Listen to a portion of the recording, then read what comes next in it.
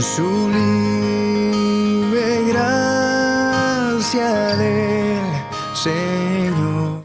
Continuamos con nuestra serie de estudios.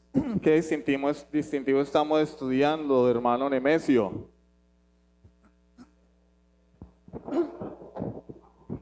Distintivo bautista.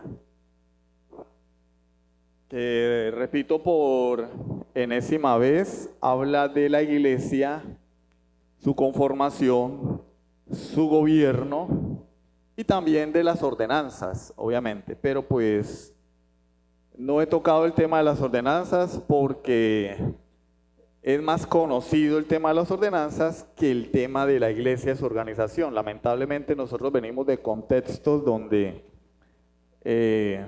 se han implementado sistemas de gobiernos que no son bíblicos o con vicios.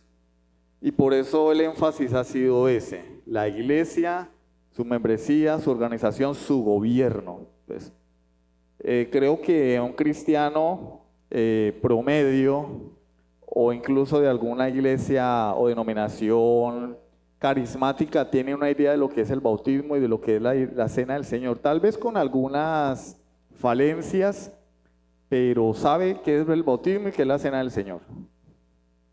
Pero este tema se desconoce muchísimo, demasiado, porque nosotros asumimos que la iglesia es el lugar al donde vamos a congregarnos y ya, y que las cosas son como son, ¿sí? O sea, nadie llega a una congregación a preguntar cuando empieza a asistir a las reuniones, nadie comienza preguntando acá cómo es el gobierno.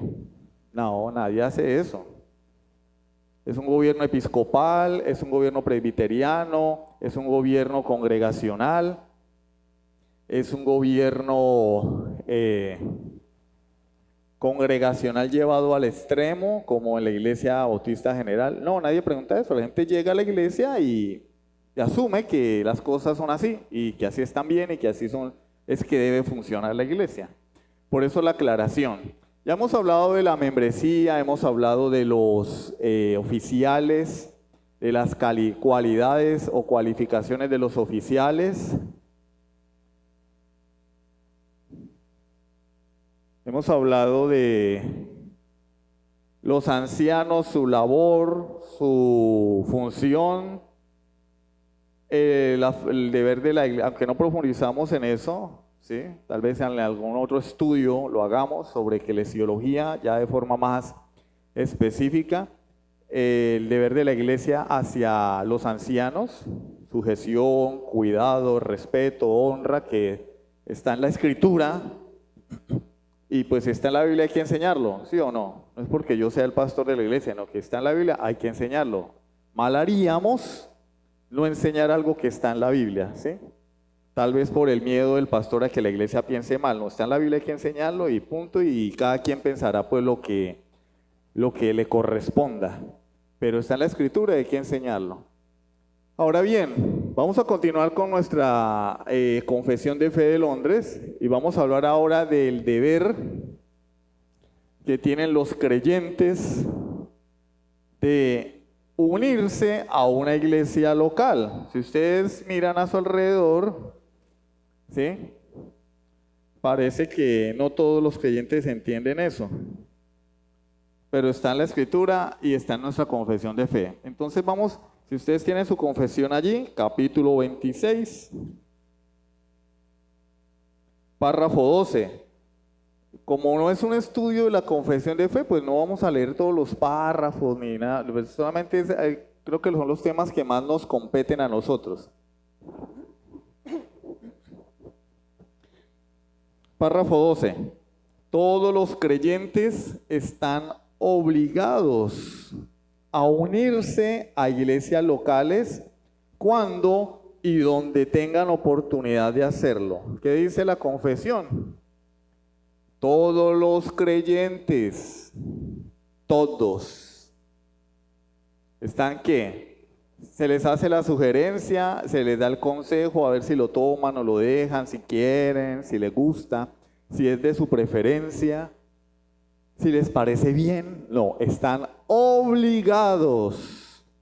Lo que pasa es que esas palabras no nos gustan. La palabra gobierno, la palabra sujeción, la palabra obligación, la palabra compromiso, son palabras que no nos gustan, porque es nuestra naturaleza caída. Nuestra naturaleza caída nos lleva a siempre rebelarnos contra todo aquello que nos quiera imponer un límite, que es lo que hizo Dios en el huerto del Edén con Adán. Y si Adán, en un estado de inocencia y de perfección mutable, porque estaba en perfección, pero podía cambiar de acuerdo a su decisión, una perfección mutable, cayó, se rebeló contra Dios. O sea, ¿qué le faltaba a Adán? Nada, lo tenía todo, tenía a Dios cara a cara. Sin embargo, él dijo, bueno, Eva, porque Adán, la Biblia no enseña que Adán pecó siendo engañado. Dice, la mujer siendo engañada incurrió en transgresión. Adán pecó porque quiso. Adán pecó por decisión propia. Eva pecó engañada. Eva pensó que si comían del fruto iban a ser iguales a Dios. O sea, en Eva estaba el deseo de quitarse el yugo de Dios. Y por eso la condena para Eva, ¿cuál es? Dice, tu deseo, no los dolores en el parto, la condena para ella es, tu deseo será para tu marido y él se enseñoreará de ti. Es decir, lo que tú quieres para ti no será para ti, va a ser para tu marido y él va a ser tu señor. Es decir, Eva quería ser la señora. Y Dios le dice, no, Eva, tu castigo será ser la sierva de tu esposo y en tu corazón, por tu rebeldía, desear enseñorearte de él, pero no podrás. Que lamentablemente por la caída, y pues yo sé que las mujeres no me van a ver muy bien, es el ADN de todas las mujeres. Es muy difícil encontrar una mujer sumisa. Si la encuentran, no la dejen ir. Si la tienen, agárrenla, amárrenla a la pata de la cama. Porque el ADN, bueno, de todos los seres humanos, ¿sí? Pero la Biblia hace mención de la mujer. De todos los seres humanos es la rebeldía. Ese es el pecado del hombre. Entonces, si Adán pecó, Adán y Eva se rebelaron contra Dios en un estado de inocencia y perfección mutable, nosotros ya dañados por el pecado, pues tenemos muchísimo más material, materia prima, potencial para ser rebeldes contra cualquier cosa que no nos guste. Como los perritos callejeros. Los perritos callejeros usted lo agarra, lo baña, lo mete a la casa y el perro no, el perro se va. Porque él es libre. No tiene cadenas ni ataduras. Entonces estas palabras no nos gustan. Obligación, compromiso, autoridad, sujeción, sumisión. No nos gustan. Pero ya vamos a ver los textos. Están obligados todos los creyentes a unirse a iglesias locales cuando y donde tengan la oportunidad de hacerlo. Pues si no hay una iglesia local, no se puede. Si una creyente llega a una ciudad, a un pueblo, a una villa, a un caserío y no hay una iglesia local, ¿a qué iglesia se va a unir? Pues, por soberanía de Dios tiene que llevar su vida con Dios de forma personal, tal vez con su familia. Y si Dios tiene a bien usarlo para establecer allí un grupo, una misión, bueno, pero si no hay, pero si hay, es obligación. Asimismo, todos aquellos que son admitidos, admitidos a los privilegios de una iglesia, es decir, los miembros, también están sujetos a la disciplina y el gobierno de la misma, conforme a la norma de Cristo. Los miembros que son recibidos en la iglesia. Ahora bien, aquí hay algo que aclarar. Cuando una persona se hace miembro de una congregación local bíblica, o que tratamos de ser una iglesia bíblica, porque una iglesia perfecta no la hay, en el momento en que tú y yo entramos, dejó de ser perfecta. Cuando una iglesia es bíblica, aquellas personas que entran a ser miembros, pareciera que son más los deberes que los privilegios. Es decir, cuando uno no es miembro, uno todo chévere, ¿no? Vamos al culto, si quiero hacer algo lo hago, si, ¿cierto? Voluntariamente.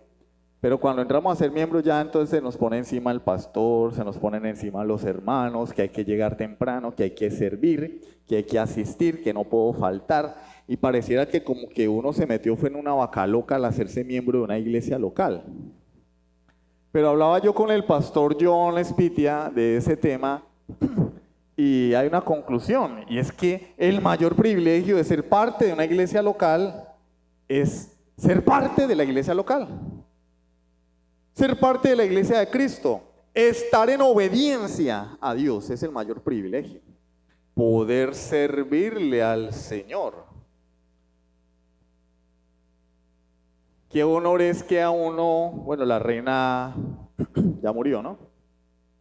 La reina Isabel II de Inglaterra, cabeza de la iglesia anglicana, ya murió. Pero qué privilegio es que a uno la reina lo llame, ¿no? Lo llamara.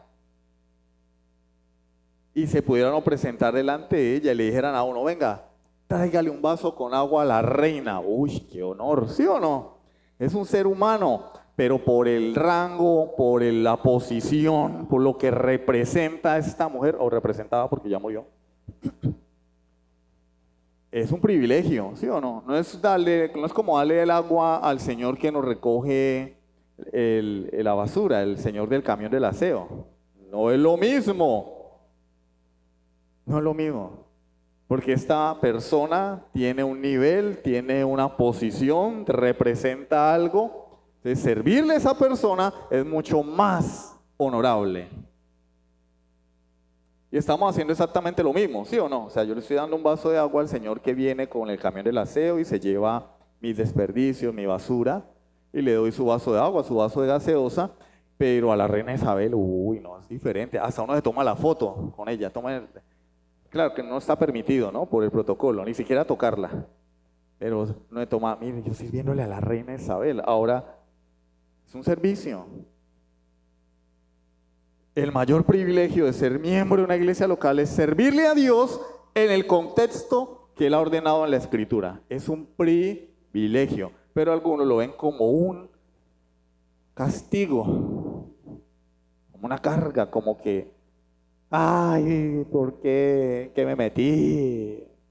No, es un privilegio, porque no le estamos sirviendo a la reina Isabel II de Inglaterra, o hoy sería el rey Carlos. No, estamos sirviéndole al dueño del universo, el Señor de todas las cosas, el que creó del universo los confines de la creación, el que llama a las estrellas por su nombre, el que se sienta en el círculo alrededor de la tierra, el que sostiene el agua de la tierra en el hueco de su mano, el que gobierna el universo y en cuyas manos están nuestras vidas. Es un honor. Porque uno dice, bueno, ¿y cuáles son los privilegios? Tener que ir a culto, tener que ir a reuniones, tener que servir, tener que predicar. ¿Esos son los privilegios? Sí, porque le está sirviendo al Rey. Rey de reyes y señores de señores. A no ser que tú, para ti, el Rey de reyes y señores de señores sea el de los mandados. ¿Cierto? Ya en ese caso es una carga porque me están importunando. No es lo mismo servirle el vaso de agua a la reina Isabel que si viene el niño del vecino, cansón. Vecino, me regala un vaso con agua. Y uno dice, ay, otra vez este chino, ay, no. Se lo voy a dar, pero ¿y todos los días? ¿Sí o no? Ay, no, a mí no me pasa, yo soy puro amor, y los niños llegan a la casa a pedir agua y yo salgo con la jarra, es más, les preparo su sonti para que tomen y... Oh, no le da mamera porque todo cansón todos los días pidiendo agua, ¿sí o no? Por el valor que le damos a la persona, ¿sí o no? Chino cansón, otro lado, reina Isabel. A ir a servirle a los hermanos, ay, otra vez reunión, otra vez culto, otra vez grupo bíblico, otra vez a barrer, otra vez a servir el café. ¿Sí? ¿Ven la diferencia? Pero el problema no está, el problema está en nosotros, en la percepción. Y al percibir a Dios pequeño, pues nos duele hacer cualquier cosa para Dios porque pues... Pero cuando perciban a Dios pequeño, salgan en la noche, miren hacia el cielo y pónganse a pensar en lo pequeño que es Dios. Primera a los Tesalonicenses 5:14, por favor. Primera a los Tesalonicenses capítulo 5, versículo 14. Primera a los Tesalonicenses capítulo 5, versículo 14. ¿Ya lo tienen? También os rogamos, hermanos, que amonestéis a los ociosos, que alentéis a los de poco ánimo, que sostengáis a los débiles, que seáis pacientes para con todos. ¿Para qué está uno en una iglesia local? Para amonestarnos, ¿sí? Yo le digo a los miembros y a los que aspiran a ser miembros que deben estar dispuestos a sufrir o tolerar la amonestación, es decir, el regaño. Pero hay personas que no les gusta que les digan nada, entonces no eres apto para ser miembro de la iglesia. Es que a mí nadie me dice nada. Bueno, entonces no eres apto. Porque tienes que estar dispuesto a ser amonestado, a que se te llame la atención. Que alentéis a los de poco ánimo, a ser animado, hermano, ánimo, ¿qué te pasa? Yo te veo fallo. Que sostengáis a los débiles, a tolerar a los débiles. A esos hermanos que salen con unas cosas, pero hay que tolerarlos, ayudarlos en su debilidad espiritual, alarlos de la mano para que sigan caminando, que seáis pacientes para con todos. No, yo no le tengo paciencia a nadie. No, tienes que ser paciente con todos tus hermanos, porque ellos son pacientes contigo. Ninguno de nosotros es, como dice el dicho, una perita en dulce. O sea, cuando las puertas del local se abren, el local no se ilumina con tu presencia, entiéndelo. Nosotros pensamos que sí. Llegué yo. Como dice el cuentachistes, ¡arriba rating! No, llegó un hombre como cualquier otro a buscar de Dios, porque si no, no vendríamos, ¿sí o no? No vendríamos. ¿Por qué venimos? Porque necesitamos de Dios, somos necesitados del Señor. Segunda a los Tesalonicenses, avancemos un poquito hacia la segunda carta. Segunda a los Tesalonicenses, capítulo 3, versículos 6, saltamos al 14 y luego el 15. Segunda a los Tesalonicenses, capítulo 3, versículo 6. Pero os ordenamos, hermanos, es una orden, ¿no? Es un mandamiento. En el nombre de nuestro Señor Jesucristo, que os apartéis de todo hermano que ande desordenadamente y no según la enseñanza que recibisteis de nosotros. ¿Cuál es el mandamiento de Dios? Que nos apartemos. Es decir, esto ya implica el hecho de que hay un grupo. Si yo me aparto es porque hay un grupo, ¿sí o no? Yo no me puedo apartar de la nada. Estoy en el desierto, ¿me voy a apartar de qué? No, estoy solo. Ahora, si yo me aparto, quiere decir que hay un grupo. El mandamiento de Dios, ¿cuál es? Que nos apartemos de aquellos hermanos que andan desordenadamente. ¿Por qué? Por el bien de ellos. ¿Por qué? Porque si yo no le muestro a mi hermano su pecado, él no va a saber que está en pecado, ni va a tomar medidas para corregir su pecado. Entonces viene Marcela desde su casa arriba en Gonzalo Castellanos y viene en bicicleta, porque sí, quiso hacer deporte ese día, y sale en esa bicicleta 100 por hora. Y yo me doy cuenta. Yo no vivo allá. La hermana Maritza que vive al frente se da cuenta, pero también se da cuenta que los no tienen frenos. ¿Qué debería hacer la hermana Maritza? por amor a Marcela. Dejarla porque de pronto se pone brava. No, si yo le digo que no tiene freno, se va a molestar. Si yo le digo que tiene freno, no tiene freno, me va a tocar ayudarle a acomodar los frenos. Entonces mejor que ella vea, mire a ver cómo se defiende, ¿cierto? Al fin y al cabo, es su bicicleta. ¿Qué va a suceder con Marcela? Se va a estrellar en el camino. Porque es pura bajada. Y eso mínimo va a alcanzar los 60 por hora, de allá hasta aquí.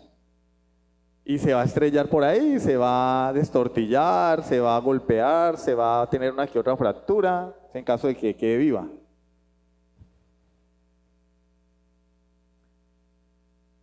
En la iglesia del Señor, cuando un hermano está andando desordenadamente, lo que deberíamos hacer los hermanos, porque hay personas que se les metió en la cabeza que el pastor es el único que puede llamarle la atención a un hermano. Y entonces vienen a ponerle quejas a uno. La Biblia, oído, la Biblia no enseña eso. ¿Por qué lo digo así? No estoy bravo, es que quiero hacer énfasis. No es...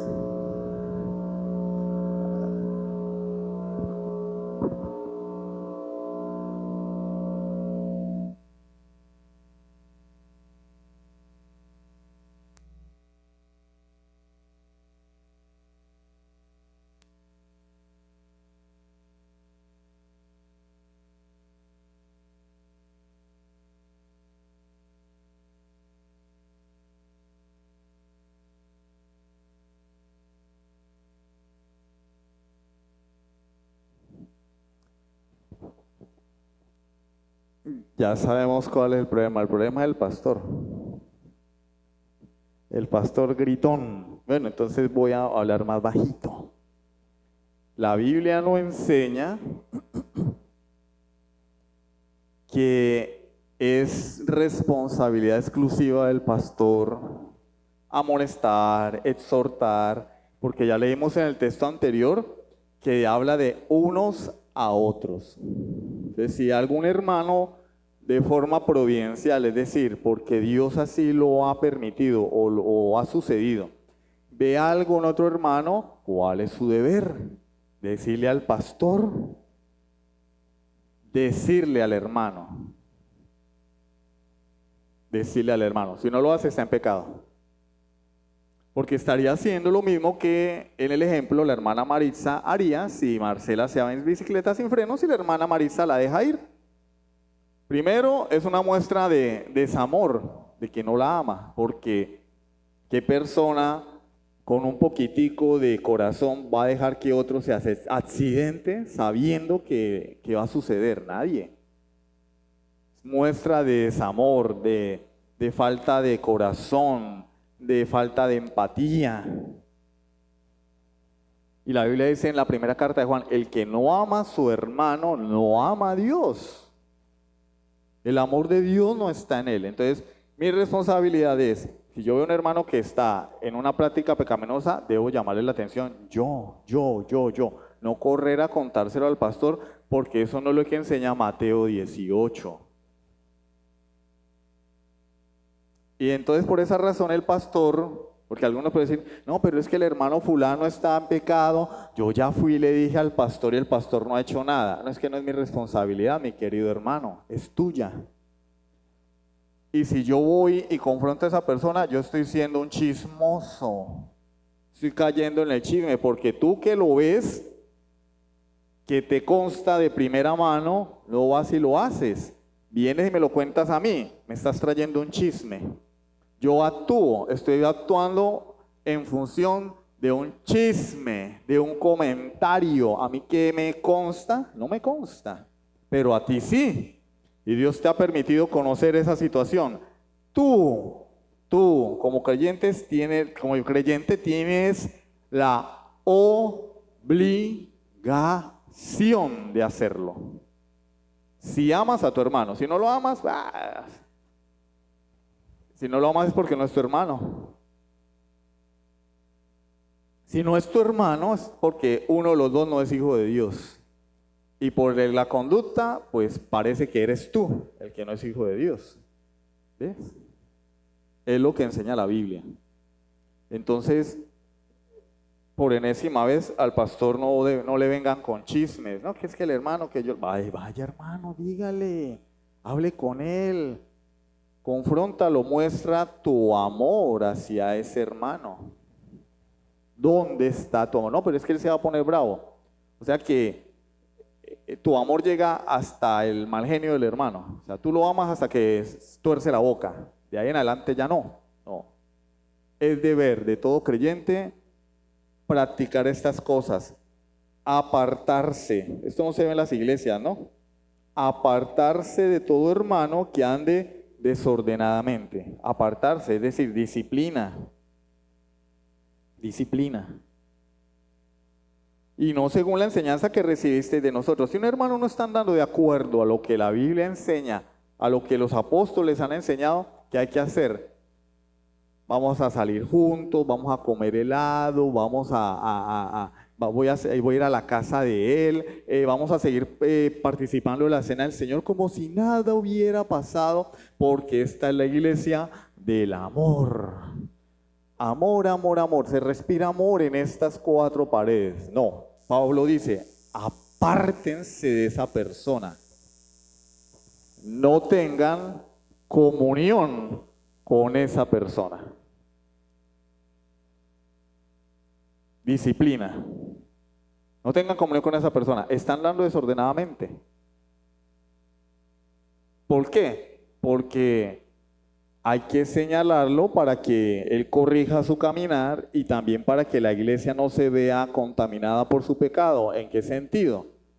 Que si yo ando con una persona que siendo creyente da mal testimonio, las personas me van a identificar con esa persona y van a pensar que el pastor de la iglesia es igual, que los hermanos son iguales, que esta iglesia es igual, que aquí todo el mundo es igual a ese hermano. No, es necesario señalarlo. Hablo de los creyentes miembros de la iglesia, porque el que no es miembro o el asistente no está en la misma posición.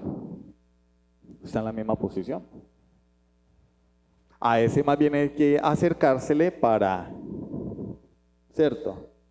Pero el que profesa ser creyente, que es miembro de la iglesia, está andando desordenadamente, uy hermano, qué pena contigo, pero vamos a ponerte en disciplina, vamos a quitarte tus privilegios dentro de la iglesia y ya no vas a poder tomar la cena del Señor con nosotros, porque no estamos en comunión contigo, por el pastor es malo, no, por tu conducta.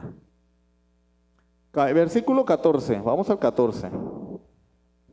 Versículo 14.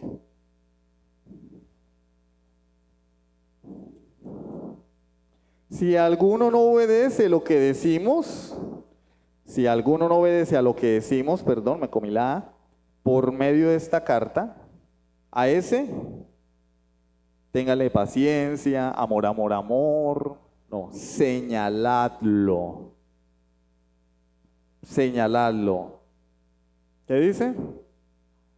Si alguno no obedece a lo que decimos por medio de esta carta y aplica para toda la enseñanza apostólica, a ese señaladlo y no os juntéis con él para que se avergüence. ¿Cuál es el propósito? Pisotearlo, no. El propósito es decirle, hermano, estás mal, hermano, estás caminando mal. A ver, la Biblia utiliza varias metáforas para hablar de la iglesia. Un reino, un cuerpo, una embajada, una vid, un edificio. Pero en la metáfora del cuerpo, cuando uno se pone un zapato muy apretado y la uña empieza a encarnarse, ¿qué ocurre? Si se infecta, empieza a supurar, ¿cierto? Sale pus, sale materia. ¿Qué hacemos? Lo dejamos así, por amor al dedito gordo. Entonces el cerebro le dice a los demás miembros del cuerpo, incluyendo a los glóbulos blancos y a los anticuerpos, no hagan nada con ese dedo gordo porque qué pesar, se va a poner bravo. Si enviamos los anticuerpos a atacar la infección, el dedo se va a poner bravo. Mejor hagamos de cuenta que no pasa nada, porque yo soy el cerebro del amor. No, con toda, ¡pum! Glóbulos blancos, anticuerpos, a destruir la infección. ¿Y qué hacen el resto de los miembros del cuerpo? Pues de forma activa empiezan a tratar. Uno dice, uy, me está doliendo, está rojo, tiene pus. Entonces, ¿qué hace uno? Va donde el podólogo o donde la pedicurista, si ella se arriesga, ¿no? O agarra una corta uñas, unas pinzas y el cortacutícula y hágale. ¿Duele? Sí, claro que duele. Una uña encarnada duele. Tratar la uña encarnada duele. A mí me tuvieron que arrancar una uña con cirugía.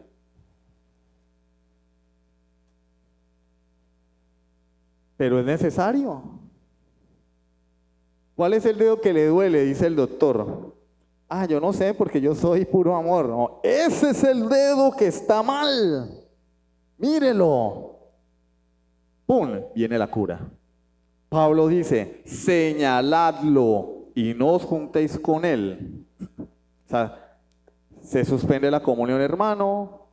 No puedo testificar que tú eres un verdadero creyente. Yo no voy a decir que tú no eres cristiano porque la salvación es personal. Pero lo que yo no puedo afirmar, o que la iglesia no puede afirmar, es que tú eres un verdadero creyente. Y se corta la comunión con esa persona. ¿Para qué? Para que se avergüence, para que corrija su pecado, para que vuelva al camino, para que entre en obediencia, para que vuelva a la comunión con la iglesia. Versículo 15. Mal no lo tengáis por enemigo. Si ven que la disciplina no es cuestión de enemistad, pero las personas se molestan. Ah, ya por allá no vuelvo, allá no hay amor en esa iglesia. ¿Por qué? El pastor me llamó la atención. Pero ahí lo dice, hermano. Llamar la atención no es cuestión de enemistad, es cuestión de amor. No lo tengáis por enemigo, sino amonestadle como a hermano. Ya dije que es amonestar. Amonestar es regañar, llamar la atención. No es, hermanito, ¿qué te está pasando? ¿Por qué estás en pecado, hermanito? Tú puedes, el Señor te ama mucho. No. ¿Cómo confrontó Pablo a Pedro? Lean la carta a los Gálatas. Públicamente lo confrontó. Ahora, esto no quiere decir que nosotros vamos a confrontar a la gente públicamente. El Pablo lo hizo públicamente porque Pedro estaba torciendo el evangelio públicamente. ¿Sí ve? Pedro estaba judaizando el evangelio, enseñando que los gentiles tenían que circuncidarse solamente por quedar bien con los de la circuncisión. O sea, a Pedro se volvió convenenciero allí. Pedro, se le fueron las luces y Pablo lo llama, ven papito, mire, es que lo que está enseñando, hermano. Pero ese es un caso especial, porque el pecado era público, ¿sí? Como que aquí venga una persona, profese ser creyente y empiece a intentar seducir a la hermanita, la jovencita, después deja una embarazada aquí, Ay, no, vamos a llamarle la atención al hermano. Sí, hermano, venga, no, allí en la oficina, en privado, porque es que hay que mantener... No, hermano, pecado público, grosero e impenitente. Hay que llamarle la retención delante de toda la iglesia. ¿Sí? Entonces no todos los casos son iguales, pero los principios sí. Debe haber disciplina, Vuelvo y les digo, el pastor no hace nada, hermano, hágalo usted, porque Dios lo puso fue en sus manos.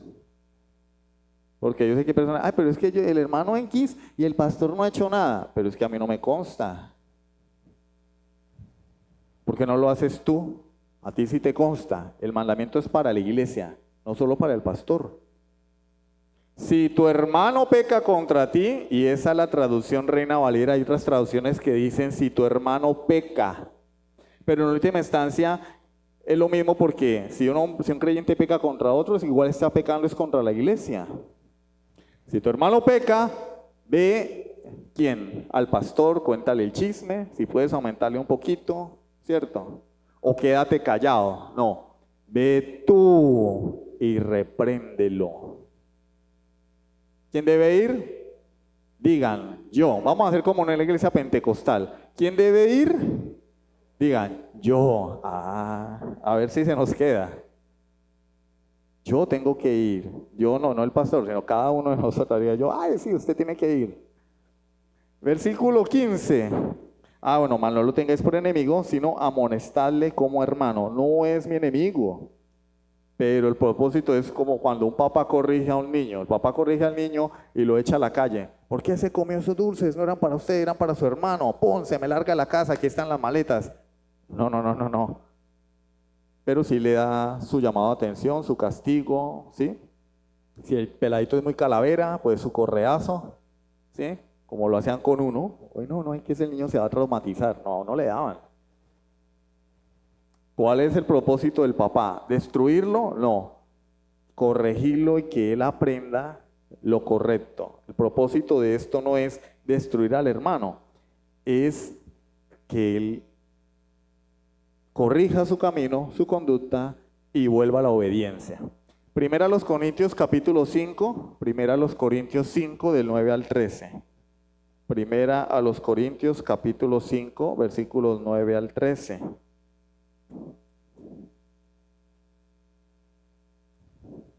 Hermano, ¿y usted por qué pone tantos ejemplos? Porque si a veces sin ejemplo la gente no le cae, pues toca con ejemplos, ¿sí o no? 5 del 9 al 13. Os he dicho por carta, por si no queda claro los dos textos de Tesalonicenses, aquí Pablo nos lo dice más clarito, más desmenuzado. Os he dicho por carta que no os juntéis con los fornicarios. Yo tengo un primo que es fornicario, no me voy a juntar con él.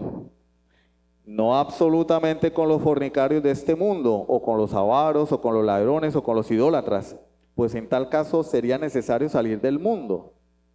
Pues el mundo está lleno de fornicarios. ¿Qué nos toca? A armar un cohete e irnos a vivir a la luna. El mundo está lleno de avaros, de adúlteros, de tranzas, de mentirosos. Pues construyamos un monasterio a las afueras del pueblo y nos vamos a vivir allá. Hagamos como los esenios, que se fueron a vivir al desierto. O como los monjes de la Edad Media. Y practiquemos el monasticismo, nos vamos a vivir fuera porque el mundo está contaminado. Pablo no está hablando de eso. Versículo 11. Más bien os escribí que no os juntéis con ninguno que llamándose hermano, fuese fornicario o avaro. ¿Sí ven? No, es que le puso los cachos, eso es lo peor. No, pero papito, pero la avaricia también, y lo ponen dentro de la están en la misma categoría prácticamente. Primero habla de la fornicación, pero la avaricia, es que la avaricia es pecado. No, es que yo tengo que trabajar.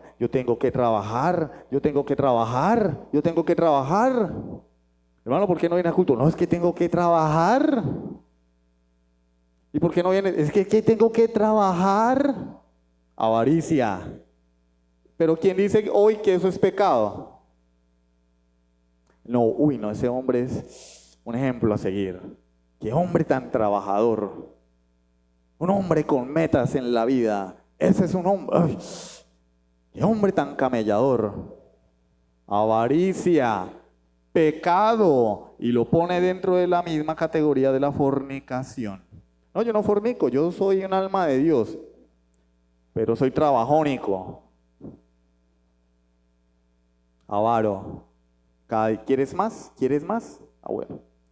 O idólatra. De hecho, Pablo también menciona que la avaricia es idolatría, ¿no?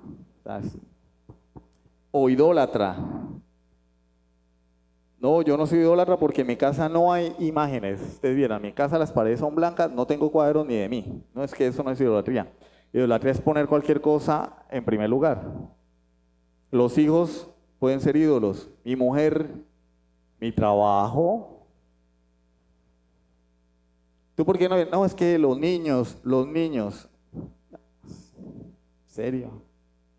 ¿Tú por qué no le sirve a Dios? Es que los niños. A toda hora los niños. Es que mi marido. ¿Tu marido te prohíbe venir a la iglesia? No, pero es que mi mujer, había un señor, perdóneme que tenga que contar esto, pero es que, pues, que asistía a un grupo de nosotros y no volvió porque la mujer le dijo que no, le prohibió volver al grupo la mujer. Después lo abandonó. Le sirvió de mucho, ¿sí o no? Le sirvió, la obediencia. Mi mujer, mis hijos, mi trabajo, eso es idolatría. Si te roba el lugar de Dios, si es un impedimento, un tropiezo para que tú le sirvas a Dios, tengas comunión con los hermanos, para que seas parte de la iglesia, es un ídolo, es pecado, es idolatría. Y Pablo dice a la iglesia, no te juntes con esas personas. ¿Lo hacemos? No, no lo hacemos. Maldiciente, no, eso es que de 10 palabras, 9 son groserías. Borracho, bueno, gracias a Dios aquí no hay de eso. Ladrón, tampoco hay acá de eso, ¿sí o no? Uno deja una Biblia, nadie se la roba. Se me quedó la Biblia, vaya, búsquela donde la dejó, allá la va a encontrar.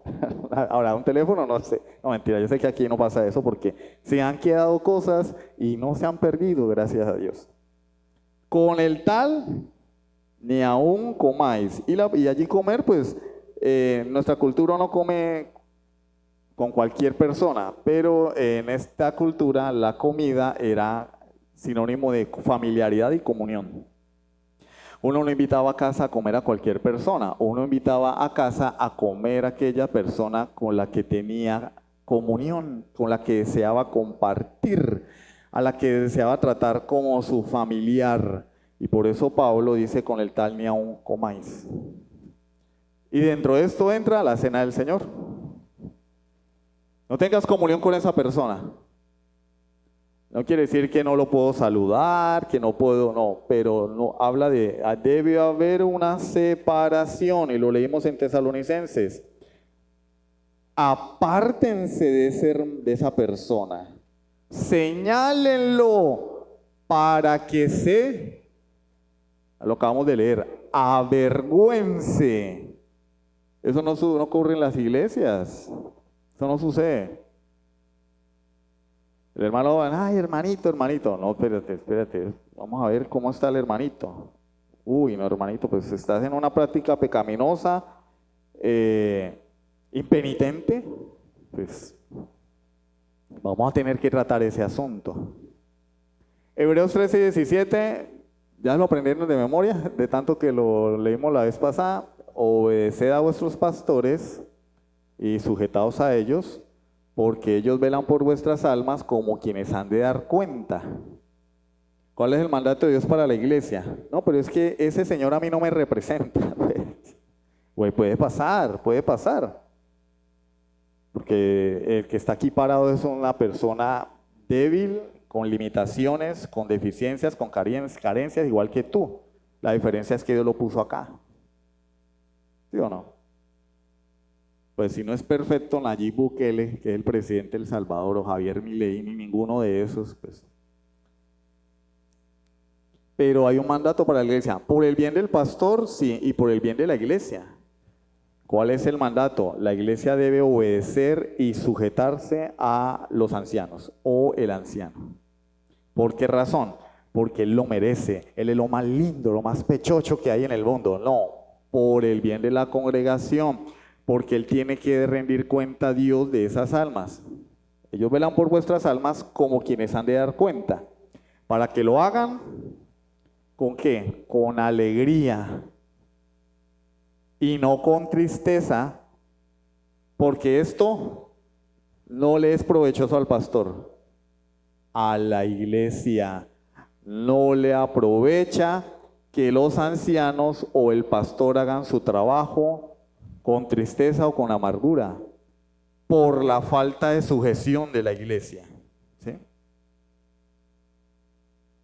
Imagínense padres de familia y esposos que ustedes tienen que lidiar en casa con la esposa y los hijos. El pastor de la iglesia tiene que lidiar con la esposa, bueno, no tenemos hijos, gracias a Dios, y con 60 personas más. ¿Cómo la ven? No me estoy haciendo el pobre, ¡ay, pobrecito! No, de ninguna manera.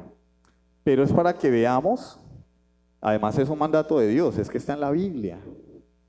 Porque el pastor en sí mismo es bueno, lindo y hermoso, no. Porque Dios le va a pedir cuenta de las almas y porque Él vela por esas almas. En mayor o en menor medida, siempre va a haber una deficiencia, un faltante, obviamente. El pastor John me dice, en la iglesia de Facatativá, son 200 personas, hay 3 pastores, no dan abasto. 200 personas, 3 pastores, no dan abasto, no, se ven de aquí colgados. Acá somos 60, 70, hay un solo pastor. Entonces la idea es que la iglesia le haga al pastor el trabajo más fácil para que lo haga con alegría y con gozo. Uy, el pastor diga, uy, vamos para el culto. Ay, bueno, otra vez culto, estoy hasta aquí de esos hermanos. Gracias a Dios no ha ocurrido. No ha llegado a ocurrir, gracias a Dios. Entonces, y las oraciones del pueblo de Dios, el mejor regalo, orar por sus pastores, por el pastor, ¿sí? Pero el tema en la confesión es que quien entra a ser parte, primero, es una obligación de todo verdadero creyente ser parte de una iglesia local, ¿sí? La semana que viene vamos a continuar hablando de ese tema porque hay un término que la Biblia utiliza en Hechos capítulo 2, que es añadidos, y se añadían a la iglesia cada día los que habían de ser salvos. Eso tiene un significado, pero no lo vamos a ver hoy. Las personas que pasan a ser parte de la iglesia, para ellos es un privilegio, pero deben estar sujetos a la disciplina y gobierno de la iglesia. O sea, yo entro a la membresía de la iglesia no pensando en función de lo que voy a recibir, sino en función de lo que voy a dar y a quién me voy a someter. Y no estoy hablando del pastor, estoy hablando de la iglesia, porque en última instancia, la autoridad es la iglesia, el cuerpo de Cristo. Entonces una persona entra a ser miembro de una iglesia, debe estar dispuesta a someterse, a estar sujeta, no solo a la disciplina, sino al gobierno de la iglesia, porque eso es lo que manda Cristo. Entonces, ese tipo de creyentes que dicen, no, yo todavía no, más adelante, el año que viene, todavía no. Es como el hombre que está viviendo con la novia, tienen relaciones íntimas, la novia le dice, cásate conmigo, y él le dice, no, más adelante, todavía no. ¿Qué pasa allí? No quiere compromiso. La membresía es un pacto. ¿Por qué no te bautizas? No, todavía no. ¿Por qué no quieres ser miembro de la iglesia? No, todavía no, más adelante. Entonces, digámoslo en términos espirituales, así como para que se entienda. Tú quieres fornicar con la iglesia. No te quieres casar con ella. Quieres vivir en adulterio. O sea, quieres estar ahí, pero no. Sí, pero no. No, es obligación.